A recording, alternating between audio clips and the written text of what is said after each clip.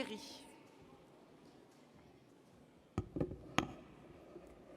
Chers camarades, je vous apporte le salut fraternel des adhérents du SNEPAT affiliés à la section des services de la FEC-EFO.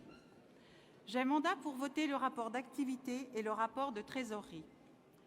Le SNEPAT, c'est 10 branches professionnelles constituées essentiellement de toutes petites entreprises dont les salariés sont éloignés du syndicat de par leurs conditions de travail, des saisonniers, du temps partiel, faute de représentants du personnel et où la syndicalisation est principalement une adhésion d'opportunité. Lors de la dernière mesure de représentativité, nous avons perdu la représentativité dans 2 branches pour moins d'une centaine de voix pour l'une et moins d'une trentaine pour l'autre. Ces voix manquantes se sont essentiellement évaporées lors du vote des moins de 10.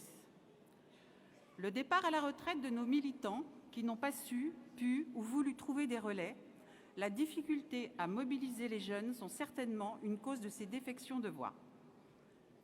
Se syndiquer dans nos petites entreprises, c'est un travail de terrain qui ne peut pas se faire sans une concertation plus avancée avec les unions départementales, sans une image de notre organisation porteuse. C'est un défi qui nous incombe collectivement, mais plus particulièrement à notre future gouvernance.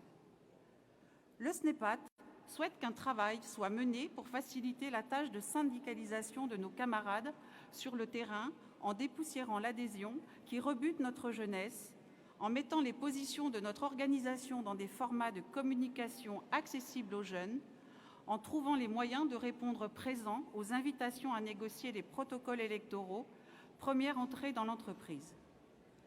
Il est capital d'identifier nos entreprises de moins de 10. Il est capital d'identifier nos entreprises de moins de 10 salariés, organismes de tourisme, offices de tourisme entre autres, animation, des maisons de jeunes, de la culture, maisons de quartier, de l'accueil périscolaire, dans le sport, les clubs qui accueillent nos enfants et petits-enfants, et d'y faire connaître EFO, reconnaître notre expertise, et pas seulement quand le salarié reçoit sa lettre d'entretien préalable. Malgré notre opposition farouche et déterminée à cette loi sur la représentativité et ses conséquences, il est important que Force ouvrière se développe dans ces secteurs professionnels, sous peine de voir la prochaine mesure de représentativité nous reléguer au-delà de la 3e place. Merci de votre écoute. Vive Force ouvrière. Merci.